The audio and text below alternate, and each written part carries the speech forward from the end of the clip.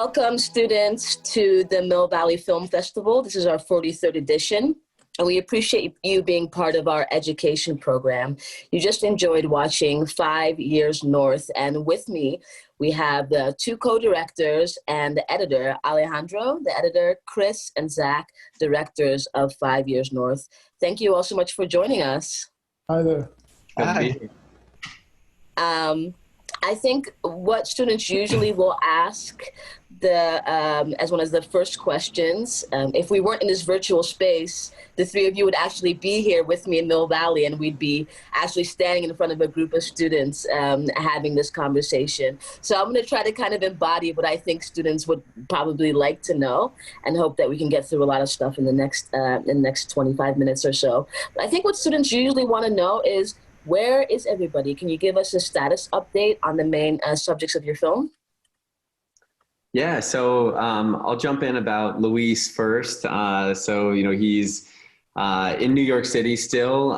He's been having some challenges during COVID, as we all are, navigating, as he's an essential worker in New York City. So he's working as a chef in all of these different restaurants as well as in delivery. But he's basically been jumping from job to job because, all these restaurants keep getting closed or then reopened in small ways. But, like any teenager, he's a resilient kid. He's keeping himself afloat.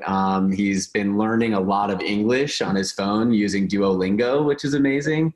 So when he calls us, he refuses to speak in Spanish, and he'll only do these calls with us in English, which is awesome. And then I'll try to speak in Spanish, and he'll just again respond in English. So it's been really great to see him kind of fight through these challenges that are so real and so intense at his age, yet he's accomplishing so much and staying really strong. And he's supporting his family back in Guatemala.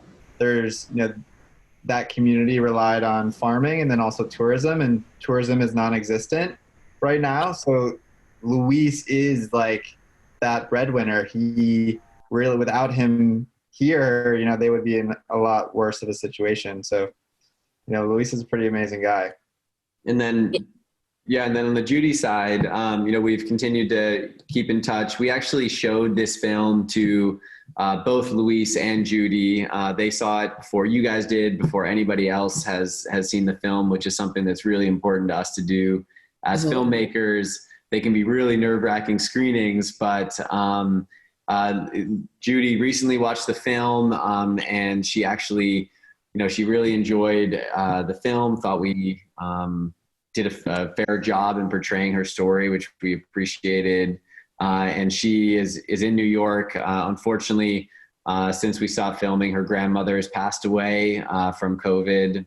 So, reality that is reaching so many of us and kind of reaching even into some of these films that you realize, if you're 110 years old, it's an extremely vulnerable population. So she's enjoying her time working at home, though. She said she's getting to work from home. She's not out in the field as much, and getting really close to retirement. I think for her, she's ready to stop and kind of move on to something else. She wants to be, she jokes about potentially being involved in entertainment in some way. She maybe so career shift. Right. Yeah, I think it's been a really long road for her, beginning at ICE so many years ago before it was even called ICE. And then, she hasn't always agreed with the direction of how the organization has evolved. I want to, and I thank you for the update. I really appreciate that. I appreciated the way that you were able to stay objective in the film, showing both the difficult parts and the empathetic parts of Judy's character. I want to go into that a little bit more later, but you just mentioned technology and you mentioned Duolingo. And I have a question that maybe Alejandro can answer for us.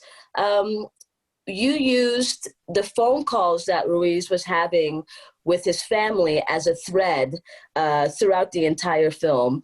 Could you give us a little, which gave us such a wonderful and warm portrait of him as a person, a character, his relationship to his family. That was all really great to see, and the way he kept in touch with his mom and his cousins and his sisters. Could you give us an idea of where this idea come from to use technology as a running thread through the film to tell the story? Well, I think it was, as you noticed, it was just the way Luis lived his life. It sort of forced itself on to the film over and over. Like he talks to his family constantly, perhaps even daily. He's a teenager, so he's interested in Facebook, and he's interested on perhaps flirting with a girl or reaching out to his friends. And I think we realized very quickly, too, that for a teenager who is thousands of miles away from home, this was a thread that connected him to his community, to the people that he cared for, that he was working for, in a way, that he was sort of making such a big effort to help. So technology and the way he uses it just became an obvious way of highlighting distance, of highlighting how they support each other, of highlighting how they play, etc. So, we also thought, okay, this is something that makes him perhaps relatable to other kids that may not be in the same circumstances, but that use technology in a similar way.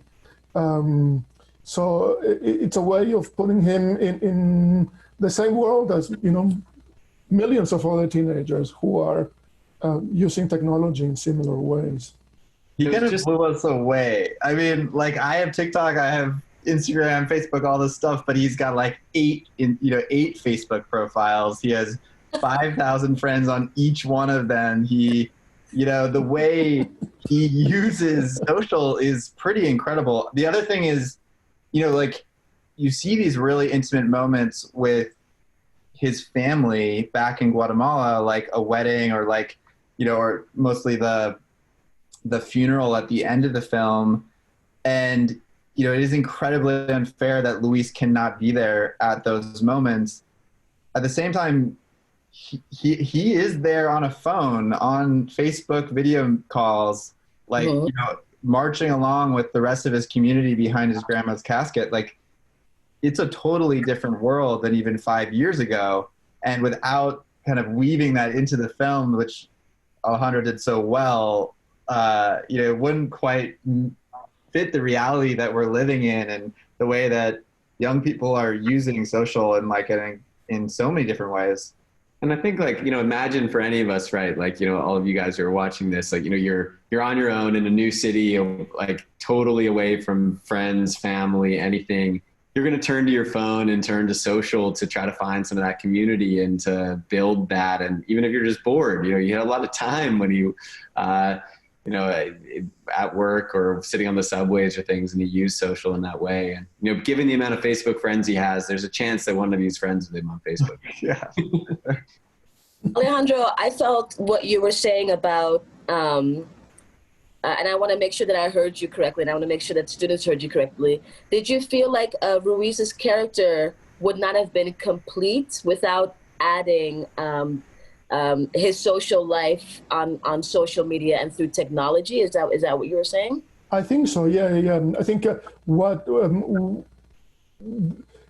as Zach and Chris were gathering all of this footage, this is something that was, Luis is reaching out to this tool all the time, and he is calling his parents for to be nurtured, to get a sense of peace, to dialogue what is going through him. So it was absolutely essential to the storytelling and to understanding him.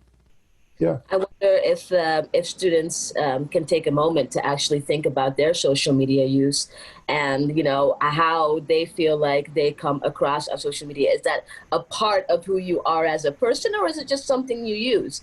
Maybe something to think about. A question for Chris and Zach, and maybe Alejandro, you can add as well.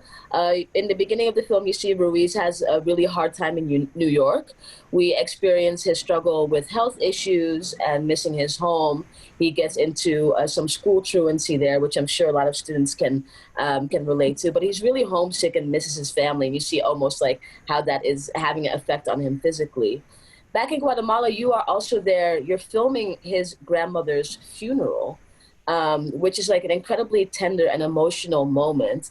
I just am wondering, as filmmakers, when you are there with a camera and you're watching someone's life unfold, you're watching someone's life end, you're watching someone's life celebrate, how do you behave? How do you act? What are you feeling when you're experiencing life with your subjects? Yeah, well, I think, you know, for all of you who are any of you who are aspiring filmmakers out there, you know, I think the key for any of these things when you're heading out to make a film is to recognize that, you know, the relationship with the person you're filming is the most important thing. And if you need to build trust with that individual, and you need to respect that they're sharing a lot of their lives, their time, these intimate moments of their lives with you. And so for us, we were very fortunate to have known Luis and his family for almost 10 years. So we've watched him grow up. We've had countless conversations with him and his family. They're very comfortable around the camera, and they knew the reason we were making the film. And I think that that's such a key part, is not just to go and stick a camera in someone's face and start following them around, but how do you communicate with somebody in advance and create this shared vision of what this film could be. And that's what we were able to do with Luis and his family, that, you know, they wanted to participate and to be a part of this. And Luis actually recently wrote a director's statement himself, kind of talking about how and why he wanted to share his experience of being, you know, being a new immigrant in America. And for him, a lot of it was even this pride of wanting to share for his family back home of how he's doing it, about how he's supporting his family. Because I think for a lot of kids like him, you know, they leave for 5 years and they're in America away from their family, and they go and their family doesn't really understand or know what their experience is like. And so I think there was a lot of excitement for him to be able to capture that reality as well. And, you know, I think it comes natural to our generation, right? Younger generations to want to film, to want to capture these moments. You even see he's filming a lot of it. You know, he's filming these little moments of him on the bike, for example, as he's doing delivery. He's live streaming that on Facebook for his family back home. So this film in many ways is an extension of what he's putting out there already, and kind of partnering with us to tell that story. Excellent. Alejandro, maybe you can help us understand how much footage you ended up with at the end of the film. And what we got was about, I believe, 96 minutes or so. And kind of the timeline of filming Ruiz and filming Judy, and filming the back home in Guatemala as well. Wow. I think, you know, I'm not going to lie to you on camera, because I don't really know, I cannot remember how many hours of footage Zach and Chris had acquired before we started editing. But, you know, I mean, I can tell you that, you know, it's more than 100 hours of footage, at least, you know, and it took a lot of time to come up with these 96 minutes to refine, you know, focus our side completely on these two characters. You know, they had shot other people who were around them, etc. But it took a lot of effort from, you know, the team to narrow the story so that we could pay attention to these two people only. Alejandro had to deal with us in the editing room for a year, right? So, like, to make an 86-minute film, like a year of editing every day for 9 hours a day. Like, it's such a wild process, but a really fun one because, the story, you kind of have to find that story. Like Alejandro said, we filmed with Chino, a big part of the film. We thought he was going to be a main character. Mm-hmm. And at the end of the day, like, Luis is the one that really wanted to share his story. And that, like, really comes across when he's actively participating and opening up and, like, really being vulnerable in front of the camera. And so just trying to figure out, what is the best way with this kind of small amount of time that we have to really provide value to viewers, like, everyone who just watched. Did you film Ruiz and Judy at the same time? Yeah, so we started in 2017, right, Chris? Really? And we started filming with Luis because we actually didn't really set out to make a film about immigration. Like, we had known Luis for 7 years, since he was 8 years old. And all of a sudden one day we got a call that him and his cousin were in New York City. And, we flew out there to see how they were doing, and just witnessing so many different pressures and being pushed and pulled from, having to support his family back home, but also having to go to school and having to figure out the immigration system with his lawyer and how to even get a lawyer because you're not guaranteed one. We felt like that was like such a valuable experience that we needed to share. And so we decided, together with him and his family, to make this film. And then one of the big forces in his life is this kind of threat of ICE, and seeing YouTube videos of people being arrested by ICE, or agents being in his city, that we reached out to ICE, and it took almost a year before we could start filming with them. And so we started filming Judy a little bit after with Luis, and then we started just doing shoots, kind of like interchangeable shoots, as we went over the next 3 years to finish the film. And that's where the value of the film is. I don't think Luis represents all immigrants. Judy definitely doesn't represent all ICE agents. She's pretty unique, in fact. And this film is really a portrait about two individuals and the human cost of our immigration system.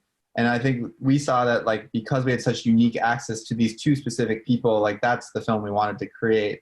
Whereas there's a lot of other immigration films that kind of have this broader view of this state of immigration or ICE as an agency, whereas our film is really about these two people trying to figure out how they function in this very, very unjust, kind of broken system.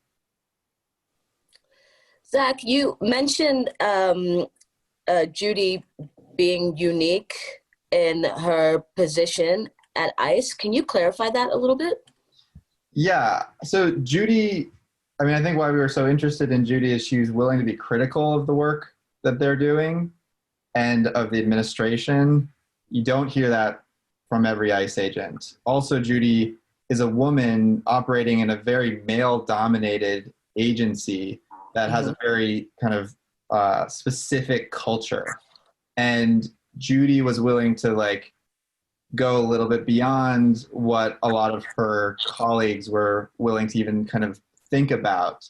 And, I think Judy's family is fascinating, right? Her mom resettled refugees for 40 years, and yet her daughter, Judy, still is an ICE agent. And, Judy had been with the agency since before it was even called ICE, and things have changed a lot in that time. And seeing her wrestle with how policy gets filtered down to individuals was really interesting. And I think even during that period of a couple of years we were filming with Judy, she has this very clear black and white view of criminals or non-criminals. And the scene where you see Ernest, the father, who is arrested in front of his daughter, and he had a green card.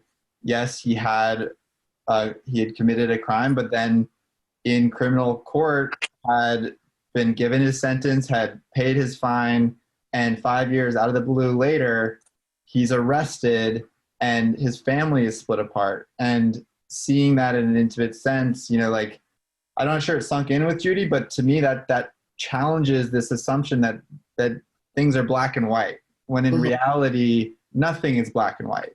And I think that's what we really hope to show in this film with both characters, is there's so much complexity that we need to really look beyond these very simplified, politicized narratives around immigration.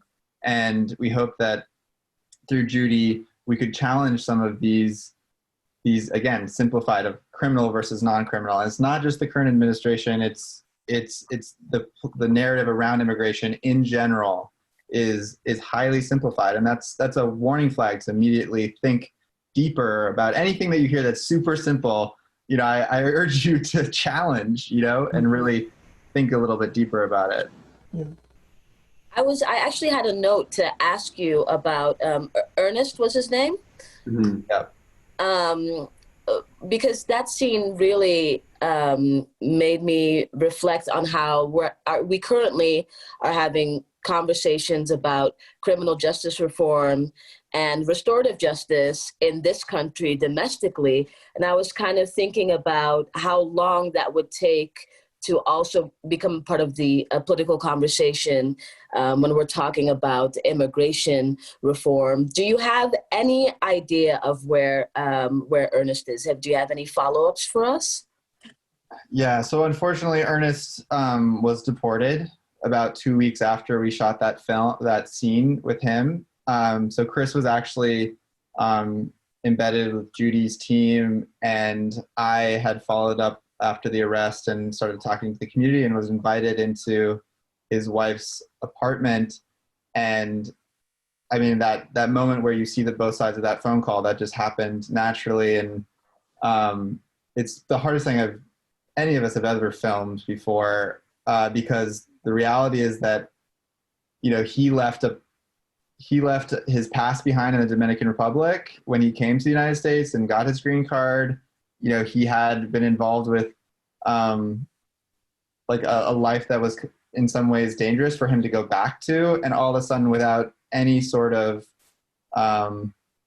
he ended up not even having representation. He was just deported back. And I mean, I'm not sure where he is at the moment, but we knew he was deported. So it is a really hard lesson in just the real cost of what happens right now. It is happening all around us. I want to my last question is about Judy, and we just spoke about her a little bit. Thank you, Zach, for giving us the insight on the filming of all of the characters and the update on Ernest as well. Judy, to me, starts to become a more empathetic subject towards the middle of the film, and you really utilize her relationship to her family, her grandma and her mother, to do that. You really kind of humanize her in that way. Did you set out to show two sides of this person, or is this just kind of how that character development played out? Is that something that you could plan when you're planning on creating a documentary? I'll start and then you can take most of this, Alejandro. But, I think in short term, we had no idea where this film was going with any of these characters. And that often happens again for you aspiring filmmakers. You set out, you begin to follow a story, but you don't know what's going to happen. And we didn't even know if this was necessarily going to be an immigration film or if this was going to be something different with Luis. But with Judy's character, the more and more time that we spent with her, the more she was willing to go beyond just the ICE talking points. And I think that's what we wanted. We wanted this to be different than just a regular news segment where an ICE agent is saying the same things that you've heard over and over again. And to have these moments, with Judy's mother, where you learn that she doesn't approve of what Judy does for a living. And she's been resettling refugees for 40 years. That's that tension in her family was much more fascinating to us than just a press line written by a publicist at ICE. And Alejandro, maybe you can talk more about how her story developed through the editing process. I mean, I think, ultimately what, as filmmakers, we are trying to achieve is to get the audience to listen to the character, and I think, the way we went about telling Judy's story by sort of dropping these little nuggets of information allows the audience to open themselves up to her, just to listen to her. When her mom drops, the information about having resettled refugees, it just opens a completely new door into this character, makes her a lot more complicated. And that's something that, in our own way, all of us have. We have these incredibly rich lives. And we were fortunate that with her, these little doors open. The other one is her fascination, for instance, with superheroes. They are these little dolls that, sit somewhere on her office, and I can't remember who was very insistent on, it was either Zach or Chris, I can't remember whom, but one of them was very insistent. We kind of blend together at this. On sort of exploring that, Why? Because, she's a woman, she wants to feel a sense of purpose to what she does. And just exploring that a little bit allows our audience to, to hear her and understand her character. And I think that's all we want. We want the same with Luis. We want people to listen to his story, to understand that this is a child. He's a teenager who should be in school in the best of circumstances, but has been forced to live a life that, most of us cannot fathom, Yeah. Thank you all so much for the opportunity to dive a little deeper into 5 Years North. Alejandro, Chris, and Zach, before we close out, do you have any tips or advice for any aspiring documentary filmmakers that might be watching this right now? Yes, the biggest advice is don't let anyone tell you that you cannot make a film. Chris and I made a film while in college. The whole thing cost $5,000 because we just went and did it. And so many people told us not to do it, and we didn't listen to them. And ultimately, the best way to learn how to be a filmmaker is by making films. And you can go to school as long as you want. You go to film school. We've never been to film school. It's about making. That is the purpose of what we do, and that's the best way you can. So don't be afraid. Go for it. The worst that happens is not very many people see your film, but you still learn a lot making it. Yeah, and I totally agree with that. And I think, in addition, watch as much as you can, see as many films as you can. Even I learned from watching TikToks. I'm like, oh, that was an interesting editing technique they had here. Every piece of content that's created has value on that front to learn from. And if you want to see more of our films, we've got Living on $1, our first feature film, or Salam Neighbor. They're both available for free up online, used in a lot of schools. So take a look and let us know if you're interested in showing that or talking with us more. And shoot us an email. Honestly, you don't know how many times we've just shot filmmakers emails. You don't think they're going to respond, but they will, especially if you're a student. So again, just go for it. That's what I always say. And, to close, I think, the other thing, especially in the documentary field, is approach those people that you train your camera on with respect, with an openness to listen and to treat them with respect. The camera, the editing you do has a lot of power in the way you portray people. And it's so much better, so much richer when you do approach it with respect. Thank you so much. We appreciate your advice. Students, I hope, and families hopefully as well who are watching this, I hope you enjoyed the film. I know you enjoyed the film. I enjoyed the film immensely, and we were really happy to choose it as part of our education programming. Thank you so much for joining us, Chris, Zach, and Alejandro. We appreciate your time. Please check out the rest of the education programming in the Mill Valley Film Festival catalog. This is our 43rd year. We're happy to have you here, albeit virtually and not in person. Hopefully next year we can congregate again together and have some more intimate moments. We appreciate your time and your viewership. Thank you. Gracias. Bye. Thank you so much.